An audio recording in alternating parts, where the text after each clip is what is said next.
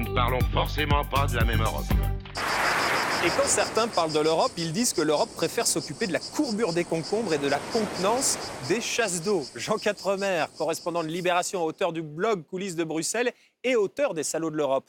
Vrai ou faux que l'Europe elle préfère s'occuper des concombres? C'est pas qu'elle préfère, c'est qu'elle a été faite pour ça. Au départ, elle a été conçue pour s'occuper de choses extrêmement techniques. Le charbon et l'acier, ensuite la mise en place de la politique agricole commune. Alors par exemple, lorsque vous êtes un consommateur portugais et que vous voulez commander des concombres au Danemark, qu'est-ce que vous faites? Vous dites, plutôt que d'aller les voir, ça coûte cher, vous dites, je voudrais des concombres de catégorie 1, c'est-à-dire soit droits, soit légèrement courbes. Parce que figurez-vous qu'il y a des pays qui préfèrent des concombres droits, d'autres des concombres courbes, d'autres des concombres très courbés. Et donc c'est des catégories 1, 2, 3. Et donc on passe des commandes et ça facilite les commandes. Le règlement européen de 1988, vous aviez 10 ans à l'époque, dit que les concombres, je cite, les concombres doivent être bien développés, bien formés et pratiquement droits.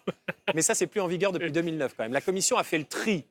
Mais parce qu'aujourd'hui, ce n'est plus des règlements, simplement, ce sont les organisations professionnelles qui se mettent d'accord entre elles. Parce que pour forcer les organisations professionnelles à se mettre entre elles, il a fallu d'abord passer par la contrainte de l'État. Maintenant, ils ont compris l'intérêt qu'il y avait à se mettre d'accord sur la courbure des concombres. Ils le font très bien eux-mêmes. Donc l'Europe, au départ, c'était ça, c'est la contenance par exemple, des boîtes de petits pois. Combien de petits pois dans une boîte? Vous savez qu'avant, quand on fabriquait des petits pois, d'une boîte de petits pois en Allemagne pour l'exporter en France, il fallait que la boîte de petits pois ait la même contenance pour rentrer en France. Sinon, il fallait une chaîne de production différente. Donc, il a fallu harmoniser ça. Tout simplement, pourquoi est-ce que l'Europe s'occupe de ça? C'est parce que simplement, ça démontre l'imagination administrative des États qui savent mettre des barrières aux échanges. Et pourquoi l'Europe s'occupe des chasses d'eau? En 2013, la Commission européenne a voulu encourager l'usage des chasses d'eau peu consommatrices d'eau. Je sens que ça vous chauffe comme sujet. Oui. C'est tout simple, parce que tout simplement, la chasse d'eau, ça consomme de l'eau. Qu'est-ce qui devient rare sur la Terre? Parfois l'eau. jusqu'à 9 litres. Voilà, exactement. Et donc, qu'est-ce qui devient rare sur la Terre?